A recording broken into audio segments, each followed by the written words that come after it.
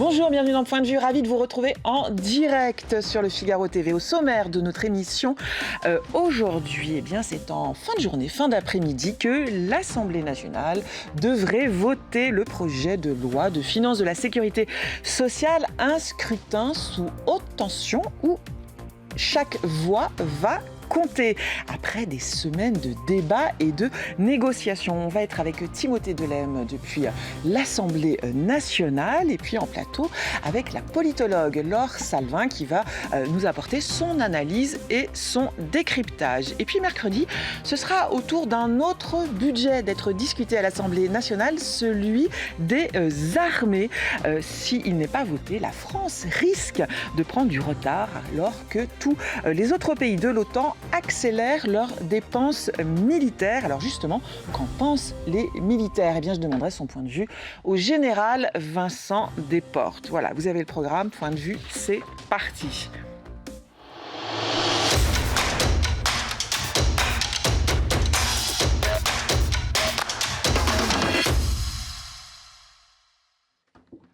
Bonjour Laure Salvin. Bonjour. Merci d'être en direct avec nous. Vous êtes la directrice générale de l'Institut de sondage Verian. Vous êtes une habituée, un visage bien connu de ce plateau de Point de vue. Alors aujourd'hui, c'est le grand jour, le jour où, du vote solennel, où les députés vont donc voter le projet de loi de finances de la sécurité sociale. On va voir avec vous quelles sont les stratégies à l'œuvre. Qui va voter pour, qui va voter contre, parce que ça va passer vraiment par ça. Il va falloir prendre sa calculette pour compter les voix, une par une quasiment. Sa calculette ou effectivement son tableau noir et ses bâtons de craie pour savoir effectivement qui vote pour, qui vote contre, parce que je pense que c'est la première fois certainement qu'un vote est aussi ouvert habituellement dans un vote pour le budget. Vous savez a priori, qui va voter quoi ? C'est-à-dire qu'en gros, la majorité va voter pour, l'opposition va voter contre. Or là, on est dans une situation absolument inédite, où on est dans le cadre d'un budget de compromis. C'est un budget... Le mot employé par le Premier ministre, et la méthode employée par le Premier ministre. Et Olivier Faure aussi. Olivier Faure... du Parti socialiste, effectivement, qui insiste sur cette idée de budget de compromis. Ce n'est pas donc le budget du gouvernement, c'est bien un budget qui a été réalisé après négociation et discussion entre les différentes forces politiques de l'Assemblée nationale. Et donc, on se retrouve dans une situation où le gouvernement, la majorité va voter avec le Parti socialiste. Avec le Parti socialiste. Eh bien, justement, avant de reparler de la stratégie et de faire les comptes, on va parler des socialistes, puisque Timothée Delem, je crois que vous êtes en direct de l'Assemblée nationale. Ça, vous êtes, je suis sûre, en direct de l'Assemblée nationale, mais justement avec un député socialiste. Oui, tout à fait. Anne-Emmanuel, on est avec Romain Eskenazi, porte-parole du PS ici à l'Assemblée nationale, député du Val d'Oise. Bonjour monsieur le député, merci d'être avec nous. Un vote crucial cet après-midi, deux votes en réalité, avec d'abord le vote donc sur ce volet dépenses de ce projet de loi de financement de la sécurité sociale et puis ensuite évidemment le vote solennel sur l'ensemble du texte. Olivier Faure, le patron de votre parti, a dit « Moi je voterai pour ce texte ». Est-ce que cette consigne de vote, vous sortez à l'instant de réunion de groupe, est-ce que cette consigne de vote sera respectée par l'ensemble des députés socialistes ? Écoutez, elle sera très suivi. Est-ce que l'ensemble à 100%, on sait qu'on est socialiste, donc on a une forme de liberté, vous rappelez des frondeurs, donc nous on ne peut pas garantir à 100%.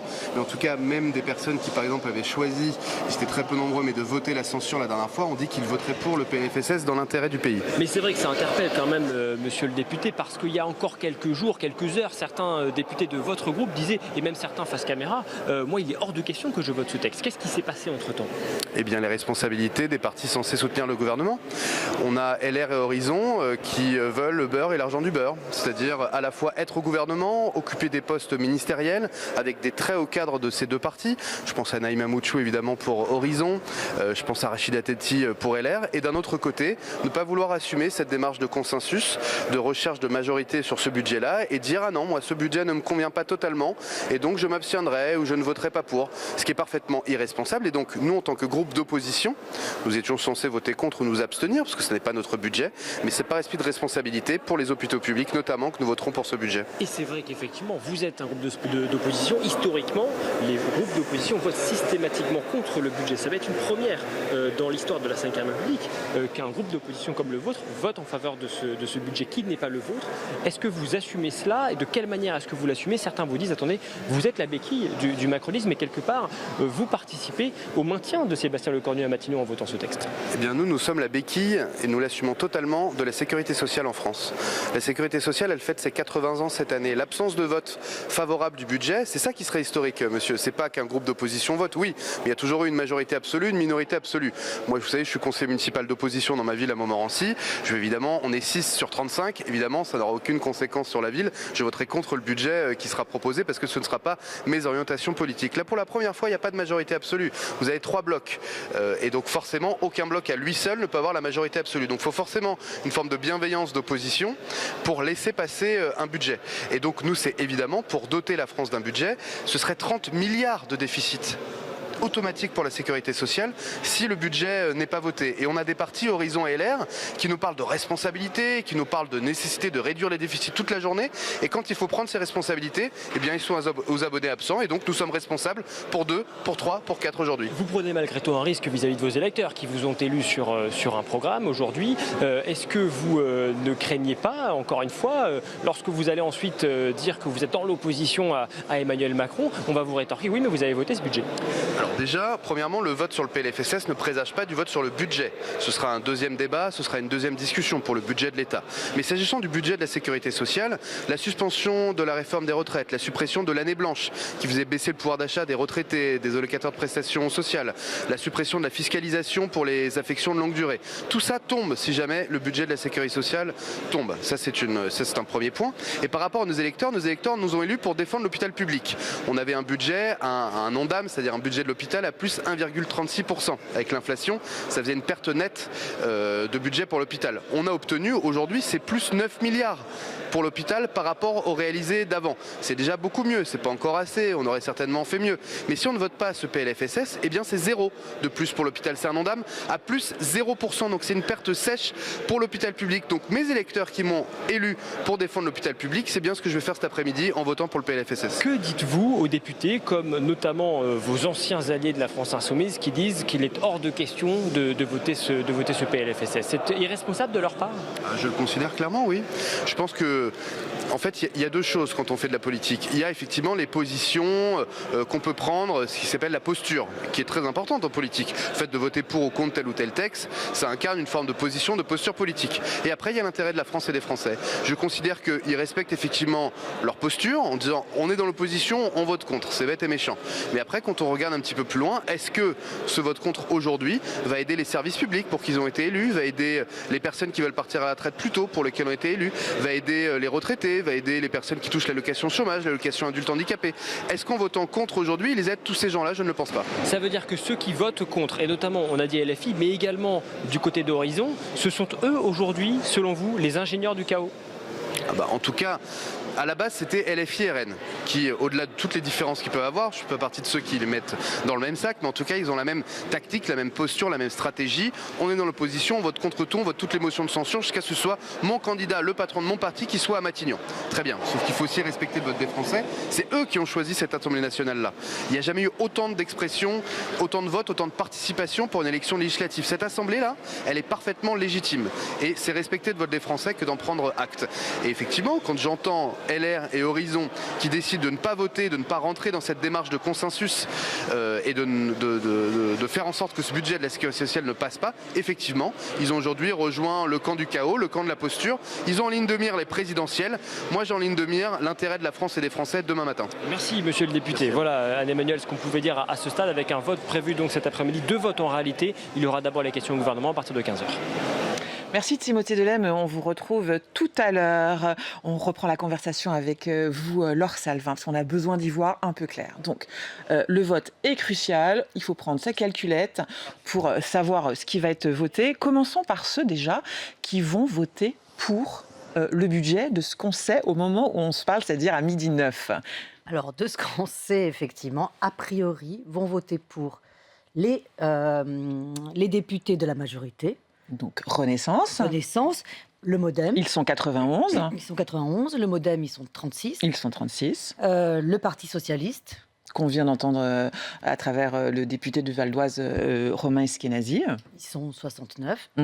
Si les députés socialistes décident tous de voter, parce que c'est l'appel d'Olivier Faure, effectivement, de voter pour ce projet de... C'est la consigne de groupe, mais chaque député a son libre arbitre et sa responsabilité. Donc certains ne peuvent ne pas obéir, c'est ça, à la consigne de groupe. Certains peuvent s'abstenir, certains peuvent être absents aussi. On a vu des rangs de l'Assemblée nationale assez désertés ces dernières semaines. Je pense que ce ne sera pas le cas cet après-midi. Vous parlez de vendredi dernier, notamment, sur la partie recettes. Absolument. Je pense que ce ne sera pas le cas aujourd'hui. Et je pense qu'effectivement, les députés vont se mobiliser. Mais voilà, déjà... Donc si je reprends les calculs, Renaissance, MoDem, EPS, vous avez le même chiffre que moi, c'est 196, c'est ça ? Tout à fait. 196. Vous faites vote pour. Contre, a priori, le Rassemblement national, LFI, et ça fait ça en tout 210. 210. Et puis après, il y a les incertains, ceux qui ne voteront pas forcément de façon très uniforme, ceux qui hésitent encore. Donc vous avez à droite les Républicains, qui ne savent pas encore, ou en tout cas il n'y a pas de consigne claire de vote en faveur du budget. Donc c'est éventuellement rejet ou abstention. Horizon, donc ça c'était...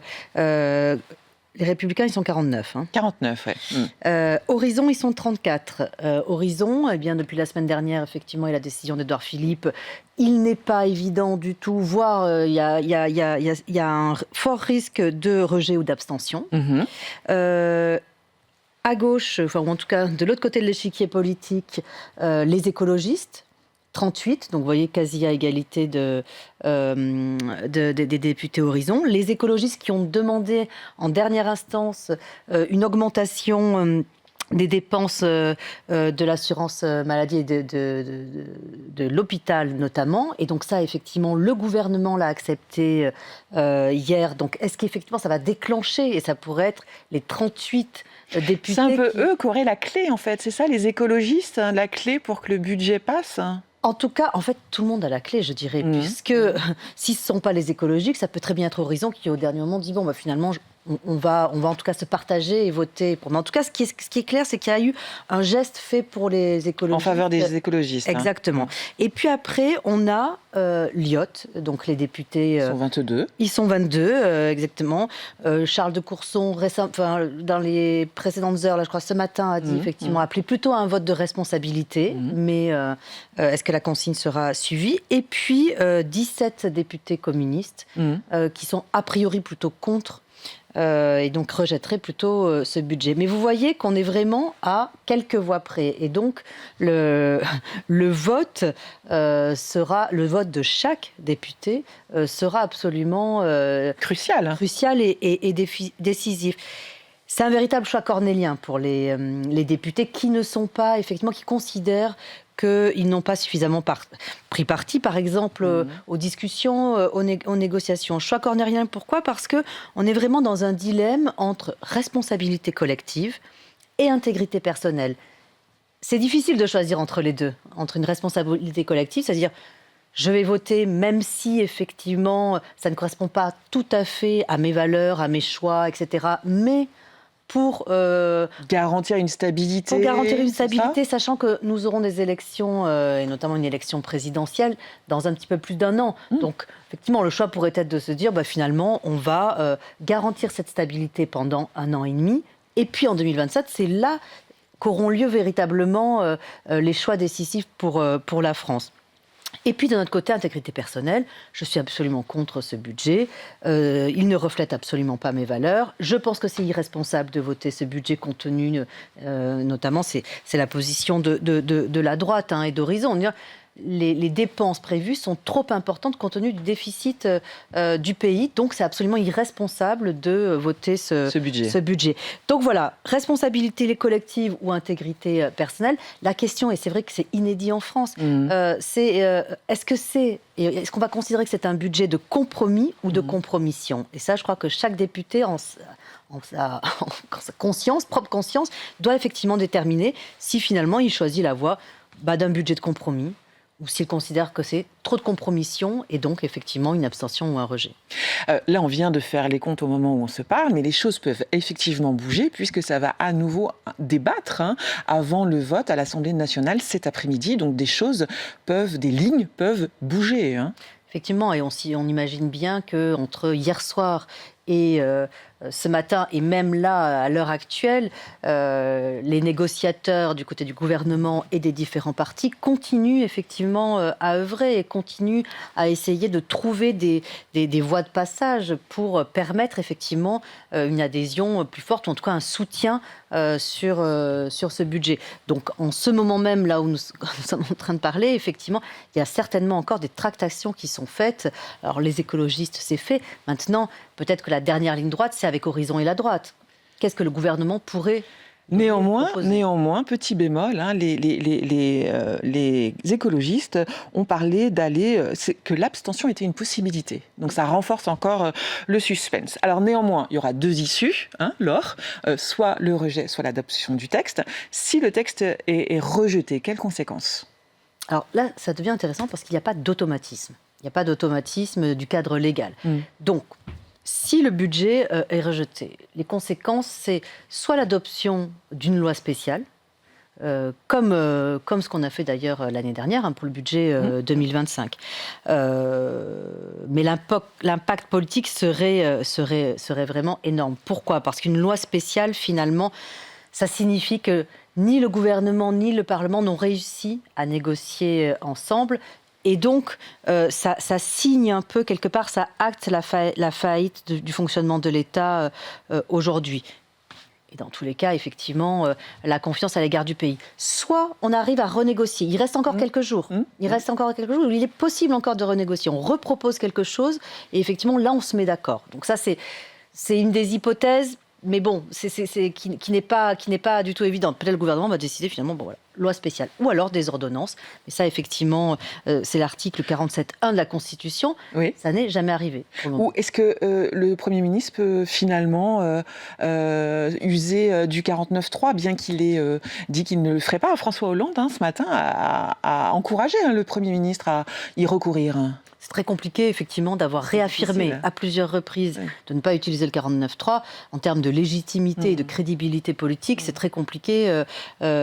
C'est un exercice, effectivement, nouveau pour la France. Je pense que les historiens se pencheront sur cette séquence. Exactement, parce que, si vous voulez, c'est presque comme un thriller. Il se passe des choses, il y a des intrigues à droite comme à gauche, et chaque minute compte. Et c'est vrai que je pense que le récit de cette histoire, effectivement, sera passionnant quand on aura finalement toutes les... Tout le puzzle, en fait, reconstitué, oui, ça, un petit peu. Tout ce qui s'est passé en sous-main et dans le couloir. Donc, effectivement... on est vraiment à quelques heures d'une décision majeure, et puis aussi une décision majeure qui, correspond au choix des Français. Les Français nous disent dans la période actuelle, mieux vaut un mauvais entre guillemets, budget que pas de budget du tout. Vous avez une majorité de Français aujourd'hui qui... Il y a une inquiétude. Voilà. Il nous faut un budget. Et je crois qu'effectivement, les Français, notamment depuis les différentes déclarations de François Bayrou, ont pris conscience de l'importance du déficit public, de l'importance de la dette, et donc de l'argumentaire autour, effectivement, de la nécessité d'avoir un budget. Donc les Français aujourd'hui, et même je dirais presque depuis 2022, quand ils ont décidé que l'Assemblée nationale, finalement, n'aurait pas de majorité très claire pour un parti. Depuis 2022, les Français nous disent, nous souhaitons finalement que les hommes et les femmes politiques travaillent entre eux, trouvent des compromis, négocient, ça s'est jamais fait effectivement, alors que nos voisins européens ont cette habitude-là. Les Belges d'ailleurs viennent d'adopter un budget qui n'a pas été évident à adopter. Mais voilà, donc c'est complètement aligné, je dirais, avec l'opinion publique aujourd'hui qui demande, au contraire, un travail de compromis. On vient de parler de l'option budget rejeté. Si le budget est voté et accepté, ça signera la réussite de la méthode Sébastien Lecornu, c'est ça ? Absolument. Ça sera vraiment une réussite, et une réussite inédite, puisque personne jusqu'à présent n'a réussi à le faire. On a eu quand même une succession de premiers ministres depuis la dissolution de l'Assemblée nationale. Finalement, en très peu de temps, en 1 an et demi, beaucoup de ministres se sont succédés. Personne n'a réussi. Peut-être qu'effectivement, celui qu'on imaginait le moins réussi. À même, oui. À même, parce que très discret, très réservé, effectivement. Finalement, c'est peut-être celui qui aura trouvé la solution en trouvant des compromis, et effectivement des compromis qui sont certainement très nombreux quand on fera le décompte final. Alors justement, parlons de la popularité de Sébastien Lecornu. Tous les mois, vous proposez pour le Figaro Magazine le baromètre des cotes de popularité. L'image est plutôt brouillée ce mois de décembre pour le Premier ministre. Il perd des points, c'est ça ? Absolument, l'image est brouillée parce que effectivement, les Français ont le sentiment qu'il est un peu embourbé, ou en tout cas qu'il s'est embourbé dans ses tractations, ses négociations. Après, il a assez peu parlé, il est assez peu présent médiatiquement aussi. Absolument, il reste Lecornu, très discret. Il avait une cote de confiance à un niveau qui n'était pas flamboyant, mais à peu près au niveau d'Elisabeth Borne quand elle était arrivée, vous voyez. Et les Français appréciaient le changement de méthode. Et d'ailleurs, ce changement de méthode était perçu et est perçu par les Français. Ils disent, effectivement, on sent que les choses sont en train de bouger. Ses premiers discours, ses premières prises de parole étaient... Sa façon de parler assez clairement, de dire les choses. Absolument, très direct aussi, en disant, je ne vais pas faire de longs discours, moi je vais juste vous dire... Et puis, il y avait un côté très humble qu'ont perçu aussi les Français. Mais là... Effectivement, cette séquence de l'Assemblée nationale qui dure depuis des jours et des semaines, inquiète les Français. Et effectivement, les Français se demandent si finalement Sébastien Lecornu a les moyens d'arriver à ce qu'il souhaite pour ce projet du PLFSS. Le président, lui, remonte légèrement, c'est ça ? Il reprend un peu des couleurs, 3 points, c'est ça ? Il a 14%. C'est ça, le président de la République est à 14% de cote de confiance, sachant que le mois dernier, il était tombé à 11%, record très bas, inédit, effectivement. Seul François Hollande avait atteint ce niveau juste après la publication du livre. Un président ne devrait pas dire ça. Là, il y a eu un certain nombre d'événements, notamment internationaux, une présence internationale qui a pu rassurer les Français. Et puis, il y a eu, je pense aussi, un effet 13 novembre, un effet anniversaire du 13 novembre, où effectivement, le président s'est montré très présent, très soucieux de cette lutte contre le terrorisme. Et on voit notamment un certain nombre de jeunes qui sont plus en soutien juste après ces événements. Donc vous faites un lien direct avec cette présence du président lors des commémorations des attentats de novembre 2015. Ce qui est notable aussi dans votre baromètre, c'est un RN qui reste très haut, bien que Jordan Bardella perde 2 points simplement. Marine Le Pen reste stable. C'est inquiétant, ces 2 points que perd Jordan Bardella, ou pas tant que ça? Non, parce que sa cote est très haute, effectivement. Oui. Il se détache, c'est vraiment il se détache complètement du reste du peloton, des autres. Il est, effectivement, Jordan Bardella est à 43% de cote d'avenir. Marine Le Pen, 39, et en 3e position, Édouard Philippe, 29. Vous voyez, il y a effectivement, déjà ne serait-ce qu'un grand écart, Marine Le Pen et Édouard Philippe, 10 points d'écart. Et d'ailleurs, c'est un des plus bas scores d'Édouard Philippe depuis sa sortie de Matignon.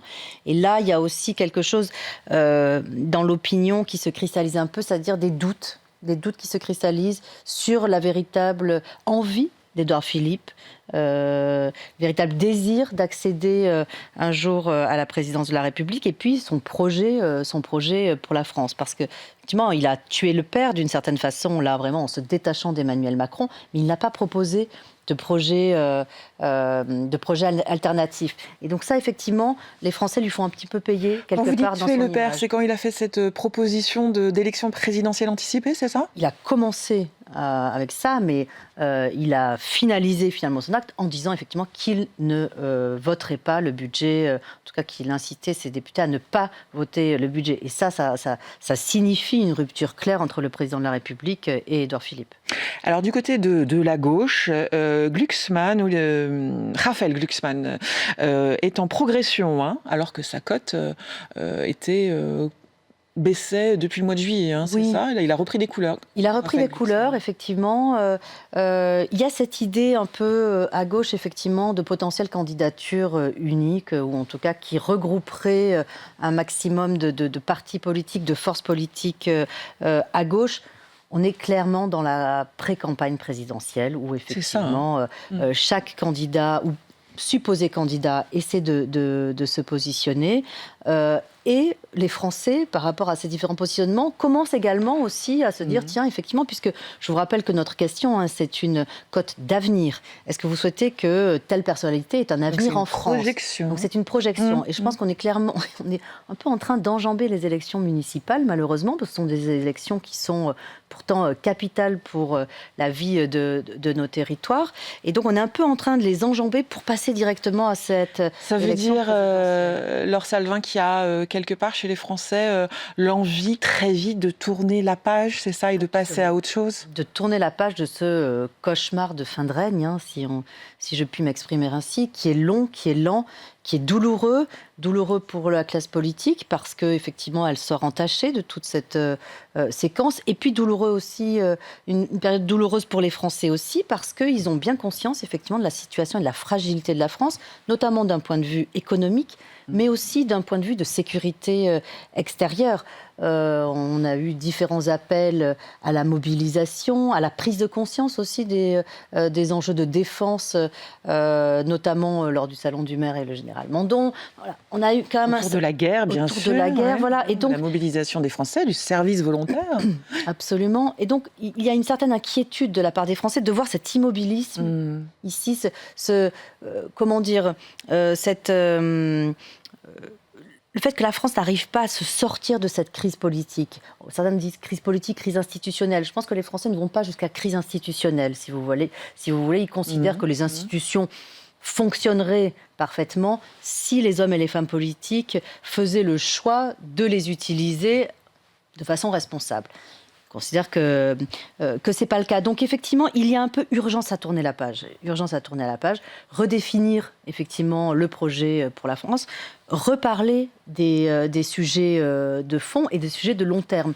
C'est vrai que l'actualité politique aujourd'hui, elle est essentiellement marquée par le ralliement effectivement de tel parti au vote du gouvernement, la désaffection de certains. Enfin, vous voyez, on est vraiment dans la sur politique, des tactiques et sur des stratégies politiciennes, en fait. on est c'est surtout sur la tactique, effectivement, politique, et pas du tout la stratégie politique. Alors même que la stratégie politique, les Français considèrent que c'est quelque chose de très noble. Au contraire, surtout en France, notamment quand on compare avec nos collègues européens, effectivement, il y a une attente de stratégie politique très forte. De vision, c'est ça? De vision, absolument. De vision pour la France, qui est très forte encore en France. Alors même que vous voyez, quand vous interrogez les Anglais ou les Allemands, ils ne sont pas du tout là-dedans. Eux, ils considèrent effectivement, par exemple, que c'est plutôt pour les Allemands les territoires qui font l'avenir du pays. Pour les Anglais, que c'est plutôt les entreprises, le capital, l'économie qui fait l'avenir du pays. En France, on considère que c'est encore l'État qui reste responsable de l'avenir du pays. Les personnalités politiques et au premier chef, le président de la République. Je reviens justement sur ces personnalités politiques dont chaque mois vous observez la cote de popularité. On a dit que Raphaël Glucksmann là, avait progressé. Moi, je suis étonnée parce que Olivier Faure, lui, il baisse, alors qu'Olivier Faure, on n'a pas arrêté de le voir au premier plan, négocier avec Matignon, avec Sébastien Lecornu. Ça lui a pas été tellement favorable. Donc, quelle est votre analyse de cette baisse d'Olivier Faure dans votre baromètre? Et puis on parlait de si le budget ce soir est est votée, finalement, ce serait une victoire de Sébastien Lecornu, mais aussi d'Olivier Faure, incarné par Olivier Faure, qui a arraché ou négocié des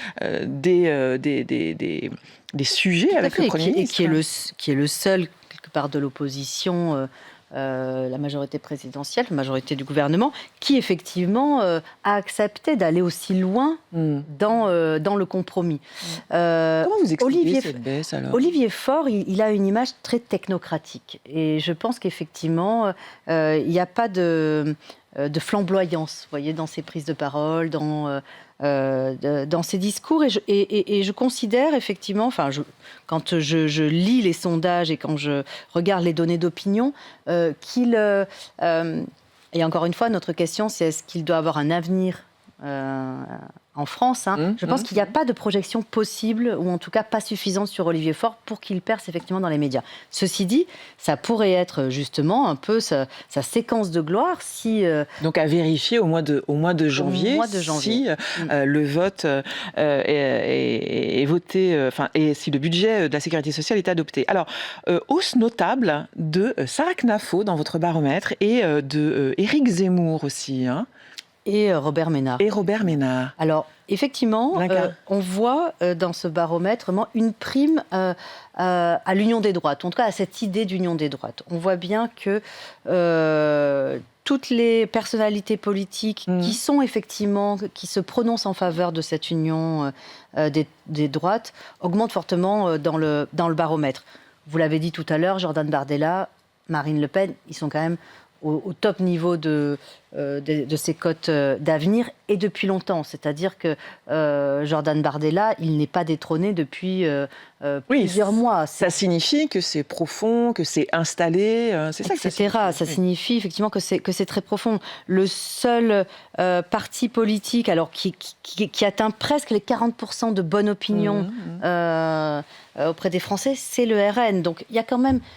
Au-delà vous savez, on a souvent parlé de vote de contestation, en tout cas de vote, pour le RN, mais qui serait plus un vote de contestation que d'adhésion. En réalité, aujourd'hui, l'adhésion rejoint la contestation. Donc effectivement, on a de plus en plus de Français qui nous disent « mais en fait, nous, la politique qu'on veut, c'est celle-ci, c'est celle incarnée aujourd'hui par Jordan Bardella, par Marine Le Pen ». Et aussi par des personnalités qui ont été un peu moins visibles ces dernières années, par exemple comme Bruno Retailleau, Bruno Le Maire, mais qui se positionnent effectivement sur une reconfiguration de la droite et qui proposent quelque chose de complètement nouveau. La reconfiguration de la droite, c'est un des sujets du livre de Nicolas Sarkozy, pour ceux qui ont lu quelques extraits parus dans la presse. Nicolas Sarkozy, qui sort son livre demain, Journal d'un prisonnier. Vous avez pris connaissance un peu des extraits qui sont parus dans la presse ? Oui, alors quelques extraits, évidemment, je n'ai pas pu lire. Oui, bien sûr, parce qu'il sera disponible demain. Ouais.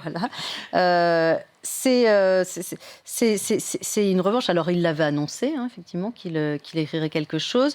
Il avait parlé, effectivement, du comte de Monte Cristo, qu'il avait emmené à la prison. Nicolas Sarkozy, effectivement, il cherche à être réhabilité. D'ailleurs, on a vu dans l'opinion, il n'a ni baissé, ni progressé en termes de soutien chez les Français. Pourquoi ? Parce qu'en fait, il a une image déjà qui est extrêmement, très cristallisée, si vous voulez. Ouais. Ses soutiens le soutiennent depuis très longtemps et le soutiendront toujours. Et ses détracteurs le critiquent et le critiqueront toujours. Et d'ailleurs, Nicolas Sarkozy, a priori, dans ce livre, justement, prône plutôt l'union des droites, vous voyez, s'aligne à nouveau, s'aligne aussi avec les personnalités politiques dont on vient de parler, mais aussi les sympathisants de son propre camp. Pourquoi ? Parce que quand on fait des enquêtes auprès des sympathisants LR, eh bien effectivement, vous voyez que vous avez plus de 50% qui sont favorables à des alliances avec le Rassemblement national. Merci Laure Salvin d'avoir été en direct avec nous. Merci pour votre analyse. On continue, on va rejoindre l'Assemblée nationale. Timothée Delem, vous êtes avec Yannick Noder. Oui, tout à fait. Anne Emmanuel avec Annick Dedeur, député de l'Isère, ancien ministre de la Santé. Bonjour monsieur le député, vous sortez à l'instant de réunion de groupe. Chaque voix va compter cet après-midi. Bruno Retailleau a appelé hier les députés républicains, soit à vous abstenir, soit à voter contre. Quelle est votre position sur ce projet de loi de financement de la sécurité sociale? Alors je crois que l'ensemble des députés de notre groupe a bien la nécessité de vouloir absolument pas le chaos qui confierait le pays aux extrêmes, notamment la France insoumise et le Rassemblement national. Il y a une volonté aussi de pouvoir préparer l'avenir et justement de ne pas hypothéquer les conditions d'avenir pour redresser le pays. Mais là, on est dans une situation, si vous voulez, où je crois qu'il faut prendre les sujets les uns après les autres. Il y a le problème de la réforme des retraites.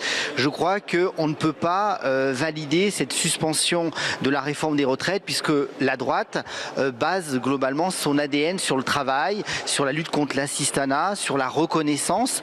Et là, je crois que le modèle n'est pas celui de moins travailler pour sauver notre système social. Si je peux vous donner 2 chiffres, le poids en termes de PIB de la retraite, c'est 14 points de PIB en France, c'est 10 points de PIB en Allemagne. Donc on voit bien qu'en France, il faut travailler plus, il faut travailler plus longtemps. Et si on travaillait comme l'Allemagne, nous aurions 120 milliards de plus. Maintenant, au niveau de la santé, je crois que dans ce PLFSS, il y a une attaque sans précédent sur la médecine libérale. Je crois que nous devons aussi maintenir l'activité de la médecine libérale. Je suis très attaché, moi, en tant que député, et je l'étais en tant que ministre, sur un système de santé qui marche sur ses 2 jambes, l'hôpital et la ville, la médecine libérale. Donc je crois que nous avons besoin aussi de peser de tout notre poids dans ce PLFSS pour protéger notre médecine libérale, permettre justement des biologistes de proximité, des pharmacies de proximité, des centres d'imagerie de proximité qui contribuent à l'accès aux soins. La médecine, c'est également les hôpitaux, monsieur l'ancien ministre de la Santé. Et justement, vous entendez Amélie de Montchalin, ministre des Comptes publics, qui disait encore ce matin, augmentation 8 milliards sur le budget du financement de la sécurité sociale, dont une grande partie sur les hôpitaux. En tant qu'ancien ministre de la Santé, en tant que médecin, vous assumez de dire, moi je m'abstiens sur ce budget? Alors, c'est un vote global. Sur l'hôpital, je ne peux que saluer effectivement le fait que nous passions d'un Ondam de 1,6 à 3. Il faut que ça corresponde à du vrai argent pour nos hôpitaux parce que nos hôpitaux sont dans une grande majorité déficitaires. Ils ne peuvent donc plus emprunter, soit pour investir, améliorer leurs conditions d'accueil de patients, leurs conditions d'accueil des professionnels de santé et l'innovation. Donc il y a un certain nombre de structures à faire. Je pense que le PLFSS est un document qui doit être supprimé dans le temps. Je pense qu'il nous faut une loi pluriannuelle de financement. Comme nous avons une loi de financement pluriannuelle militaire, il nous faut une loi de santé. Mais actuellement, nous n'avons pas de majorité. Il n'y a pas de majorité dans ce Parlement pour faire ces réformes structurelles qui permettra d'avoir un hôpital plus efficient. Est-ce que vous, malgré tout, c'est pas du retard que nous prenons aujourd'hui en ne prenant pas, en ne votant pas pour ces mesures, notamment sur les c'est une position de sagesse, c'est-à-dire qu'on ne fragilise pas l'instabilité du pays. On souligne un certain nombre de gains que nous avons eus, notamment la défiscalisation des heures supplémentaires, notamment le fait de ne pas avoir la non-indexation de la pension des retraités. Mais je crois que globalement, ce cadeau qui est fait au Parti socialiste sur les retraites ne doit pas être financé par la santé des malades, pas d'économie sur le dos de la santé des malades, ni par les retraités. Merci monsieur le député. Dernière question, est-ce que la consigne de vote qui a été passée hier par le président de votre parti, Bruno Retailleau, abstention ou vote contre, est-ce qu'elle sera suivi par l'ensemble des députés de droite républicaine cet après-midi à l'Assemblée? Alors l'ADN de notre groupe, c'est de laisser la liberté de vote à chacun, mais je pense que nous nous acheminons majoritairement vers une abstention sur ce PLFSS. Certains pourraient voter pour? Je pense qu'il y aura quelques votes pour, mais d'une façon générale, je pense que nous serons une majorité dans l'abstention. Et on rappelle que certains anciens députés de droite républicaine siègent aujourd'hui à l'intérieur du gouvernement. Merci beaucoup monsieur le député. Voilà Animal, ce qu'on pouvait dire ici à ce stade à l'Assemblée nationale. Merci Timothée et merci à Vincent Roseran et Augustin Moriot qui vous accompagnaient, qui étaient à vos côtés à l'Assemblée nationale. C'est d'un tout autre budget dont il sera question demain, toujours à l'Assemblée nationale. Ce sera celui des armées. Un débat et un vote sont prévus sur la défense nationale. L'objectif, eh bien, une augmentation des crédit. Bonjour Général Vincent Desportes. Bonjour. Vous êtes l'ancien directeur de l'école de guerre, vous êtes également expert en géopolitique et essayiste. Quel sentiment domine chez le militaire que vous êtes à la veille justement d'un débat et d'un vote à l'Assemblée nationale sur l'augmentation des crédits dédiés aux armées? Vous êtes confiant? Alors, je ne sais pas s'il faut être confiant. Je le suis relativement, parce que je crois que les Français, dans leur ensemble, et donc le représentant par conséquent, Oui. ont compris que la France avait besoin... un besoin immédiat d'accroître les moyens militaires. Et je pense que dans ce domaine-là, à part quelques illuminés, je pense que nos politiques sont quand même assez responsables. S'ils le sont, ils sont même totalement irresponsables dans notre domaine, pour comprendre qu'il faut absolument doter la France d'une armée à la hauteur des menaces qu'elle rencontre aujourd'hui. On parle aujourd'hui d'une augmentation de 6,5 milliards, c'est bien ça, hein? Oui, alors c'est tout à fait important. Si vous voulez, c'est une surmarche. La loi de programmation militaire court, Oui. mais cette loi de programmation militaire, naturellement, elle a été conçue avant le début de la guerre en Ukraine. Et on voit bien qu'aujourd'hui, les menaces auxquelles la France doit faire face ont cru de manière absolument considérable, et que ce qui était prévu n'est plus suffisant. Le Premier ministre Lecornu, quand il était aux armées, disait qu'il fallait arriver à un poids de forme de 100 milliards d'euros en termes de budget pour avoir une armée à peu près solide. Et on se rappelle que les budgets dont nous disposions pendant la guerre froide, guerre froide pendant laquelle la menace était très inférieure à celle d'aujourd'hui, était très largement supérieure en pourcentage du PIB à ce qu'est le pourcentage du PIB dédié à la défense aujourd'hui, bien sûr. Vous diriez qu'il en va de la crédibilité de la France dans cet effort de défense? Alors, il y va de deux choses. Alors, ce que vous dites est évidemment intéressant, mais je crois que globalement, ce que disait le général Mondon avec grande justesse il y a quelques jours aujourd'hui est parfaitement vrai. C'est-à-dire qu'aujourd'hui, la France n'est pas préparée à faire face aux menaces qui pourraient venir. Donc il y a deux choses. Il faut que d'une part, elle ait le volume de force, les matériels modernes qu'elle n'a pas en nombre suffisant pour être capable de faire face. Mais en même temps, si nous avions, ce qu'à Dieu ne plaise, l'obligation d'aller combattre avec d'autres armées, les Européens de l'OTAN, en quelque sorte, la France ne pourrait pas être la dernière dans cette affaire-là. Mais pour avoir des places de commandement à la hauteur de ce que doit être la France, qui, on le sait, est en particulier détenteur de l'arme nucléaire, eh bien, il faut que la France puisse apporter suffisamment dans un plateau dans la corbeille, commun. Dans la corbeille. Et c'est toujours comme ça dans une coalition. Vous amenez un char, vous commandez beaucoup moins bien que si vous en amenez 1000. Ça n'a évidemment rien à voir. Donc la France doit trouver sa juste place, ce qui ne veut pas dire aujourd'hui que la France a une armée négligeable, pas du tout, mais une armée qui n'est pas adaptée. Et on a des armées qui sont en train de croître considérablement, sans avoir l'armée nucléaire, mais l'armée polonaise, par exemple, est en train de prendre un volume tout à fait intéressant. Et l'armée allemande, si le chancelier Merz va au bout de ses promesses, avec des engagements de dizaines, presque de centaines de milliers de dollars, elle va être absolument considérable, si vous voulez. Il faut que la France tienne ça en son rang. Qu'elle soit au niveau et de la Pologne et de l'Allemagne. Alors, si on fait une photographie, Général Desportes, de l'état actuel de l'armée française, qu'est-ce qui nous manque? Où est-ce que ça pêche? Alors, je préfère vous répondre de manière un peu globale. Oui. L'armée française est remarquable. Elle est excellente, mais elle est toute petite. C'est pas un problème de qualité, c'est un problème de quantité. Je vais continuer mon propos. L'armée française, c'est pas l'armée de l'armée, c'est l'armée de la France. C'est-à-dire qu'elle a été choisie par les Français. Elle a été choisie par les Français, et les Français, ne croyant plus à la menace directe, ont confié la mission aux armées d'aller se battre à l'extérieur. Vous savez, l'armée a ce qu'on appelle un contrat opérationnel qui est défini dans la loi de programmation militaire. Et ce qu'on a demandé aux armées françaises, c'était d'être capable de combattre de petites guerres relativement courte, à quelques milliers de kilomètres, face à un adversaire pas du même standard, si vous voulez. C'est-à-dire que nous nous sommes engagés toujours, depuis 25 ans, dans des milieux permissifs, dans lesquels l'ennemi n'avait pas de missiles, dans lesquels de missiles de longue portée, dans lesquels l'ennemi n'avait pas de canons, dans lesquels l'ennemi n'avait pas d'avions, etc. Et là, on voit qu'un de nos ennemis, tout à fait possible, voire probable, est un ennemi qui a des capacités d'attaque et de défense qui n'ont rien à voir avec les capacités qu'avait notre ennemi. Et donc, nous étions parfaitement adaptés, nous avons parfaitement rempli nos missions. Par exemple, on se rappelle de l'opération Serval en 2013, où l'armée française a été remarquable. On se rappelle que, tactiquement, l'armée française n'a rencontré que des succès pendant toute l'opération Barkhane. Mais aujourd'hui, la mission a changé.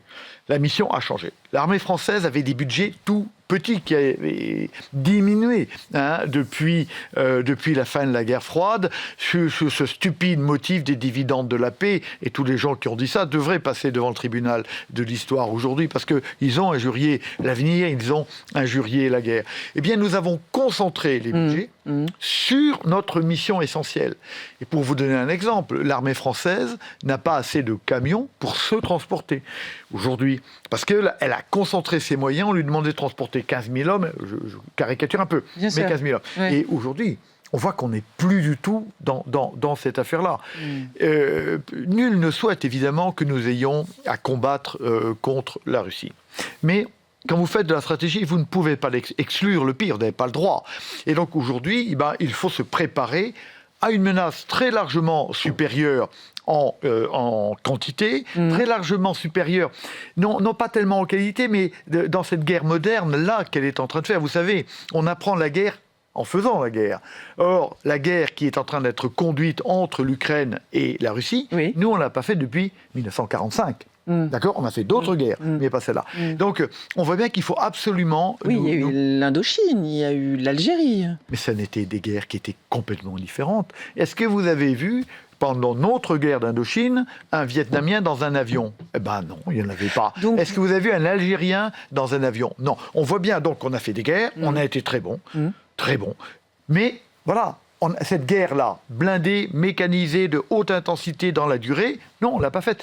Donc, il faut se mettre à la hauteur de cette affaire-là, d'où l'effort considérable qu'il y a à faire en termes de défense. Et l'effort actuel est bien, mais il est insuffisant. Quand le ministre Cornu parlait de 100 milliards comme poids de forme, il a évidemment raison. Nous avons encore beaucoup de trous dans la raquette, et nous avons une dépendance certaine vis-à-vis des États-Unis qui, on l'a compris, sont en train de nous lâcher. Donc on voit qu'il y a beaucoup à faire pour être à la hauteur et pour être dissuasif. Quand le général Mandon disait il faut être prêt à gagner la guerre, il ne disait pas il faut être prêt à gagner la guerre pour gagner la guerre. Il faut être prêt à gagner la guerre pour qu'elle n'arrive pas. Il faut que nous soyons suffisamment dissuasifs. Et c'est vrai, ça n'est pas vrai au niveau de la France aujourd'hui, mais ça n'est pas vrai au niveau de l'Europe. Et donc nous avons tous un effort considérable à faire. Le président de la République a annoncé la mise en place d'un service militaire volontaire à compter de l'été prochain. En quoi ça va aider l'armée, ces volontaires, cette jeunesse ? Eh bien, d'une manière extrêmement simple. Ce dont manque presque principalement l'armée française, c'est de masse. Et on se rappelle ce que disait Engel, qui disait la masse finit par être une qualité en elle-même. Imaginez une armée ukrainienne qui, au lieu d'être montée à 700 000 hommes comme elle est aujourd'hui, serait restée aux effectifs qu'elle avait en 2022, eh ben, les Russes seraient déjà à Kiev. On voit bien qu'il faut de la masse. Or, nous n'en avons pas, et je vais vous expliquer pourquoi. Donc, il faut retrouver de la masse. Et donc, il faut qu'on ait... Vous savez, c'est bien de faire des armes. On dit qu'il faut augmenter le nombre de munitions qu'on produit. Mais c'est bien. Mais enfin, il faut des soldats, il faut des marins et des aviateurs. Or, aujourd'hui, vous savez que nous sommes, nous les armées, le plus gros... Je dis nous, c'est eux, puisque je ne suis plus militaire actif, mais... le plus gros recruteur en France. Les armées recrutent 25 000 jeunes femmes et jeunes hommes. L'armée de terre à elle seule en recrute chaque année 15 000.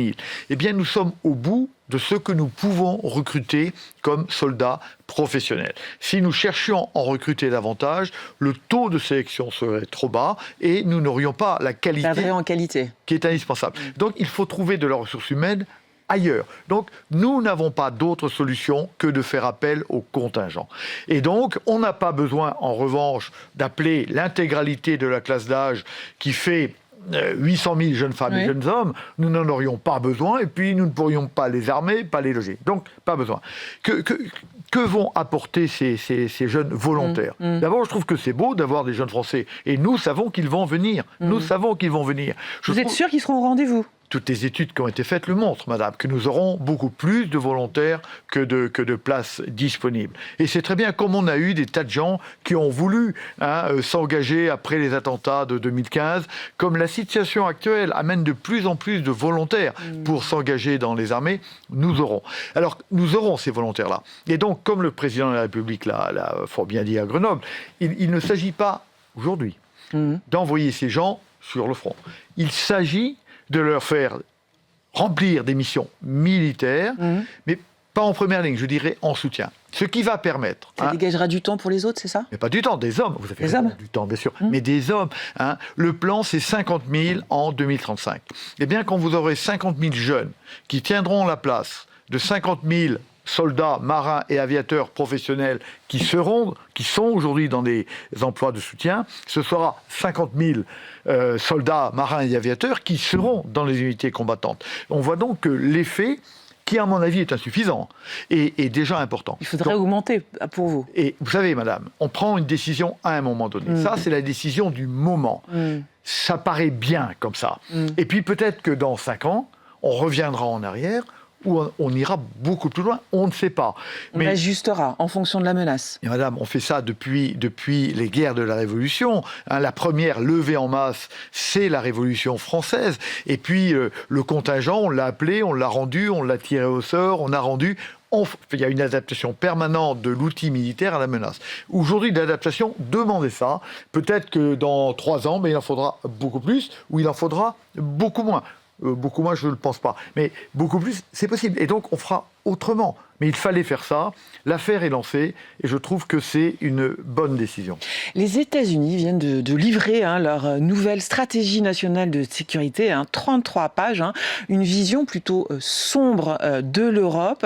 Ils y parlent de la disparition de la civilisation européenne. L'administration Trump se trouve en désaccord avec les responsables européens qui ont des attentes irréalistes concernant la guerre en Ukraine. Je cite, qu'est-ce que vous inspirent les États-Unis, notre allié historique, avec lesquels on partage des valeurs de liberté, de démocratie? Que vous inspirent les États-Unis de Donald Trump? Alors d'abord, madame, je ne suis plus sûr que nous partagions beaucoup de valeurs avec les États-Unis. Moi, je ne partage aucune valeur avec les États-Unis de Guantanamo. Je ne partage aucune valeur avec un pouvoir qui cherche à museler la presse, qui cherche à museler la justice. Je me demande, madame, si aujourd'hui les États-Unis font encore partie de l'Occident. On ne peut pas. On a besoin d'eux. Donc on voit bien que cette National Security Strategy n'a pas été véritablement critiquée par les hommes aux affaires, parce que pendant 3-4 ans, on a encore absolument besoin des États-Unis. C'est évidemment un texte qui est très dangereux. Je ne dis pas qu'il n'y a pas un certain nombre de choses qui sont vraies dans ce texte-là. Et peut-être ce texte-là, qui est dangereux, va-t-il nous aider à davantage prendre conscience et prendre des mesures qui nous permettront d'avancer. Mais c'est un texte dangereux pour 2 raisons essentielles. D'abord, c'est un texte de vassalisation. C'est-à-dire, on vous dit, voilà ce que vous devez penser, voilà les partis qu'il faut aider, voilà. Comme si nous n'étions pas, nous, l'Europe, quand même, capables de prendre des décisions. Alors peut-être ne le sommes-nous pas trop, et donc il faut faire quelque chose. La deuxième chose qui me paraît importante, c'est que c'est un texte profondément isolationniste. Quand l'Amérique a décidé de redevenir isolationniste à partir de 1920, elle a entraîné à part de son isolationnisme, le monde dans la guerre, où elle a laissé la guerre venir. Les Américains portent une responsabilité énorme dans le déclenchement de la Deuxième Guerre mondiale. D'où, madame, vous le savez, le traité de Washington, où les Français, enfin les Européens, la Belgique, nous, les Pays-Bas, etc., on est allé rechercher l'Amérique, on a essayé de l'accrocher. Le traité de l'OTAN, le traité de l'Alliance Atlantique plutôt, de 1949, 19, c'est un traité où on va chercher à ramener l'Amérique, à l'accrocher. Vous le savez, ça a fonctionné. Et on n'a pas connu une guerre depuis 80 ans. Aujourd'hui, on est dans un autre phénomène. Et je crois qu'aujourd'hui, nous devons apprendre à nous battre seuls. Merci Général Desportes d'avoir été avec nous. Merci d'avoir donné votre point de vue en direct sur le plateau de l'émission. C'est déjà fini, Point de vue. Merci de votre fidélité. On se retrouve très vite.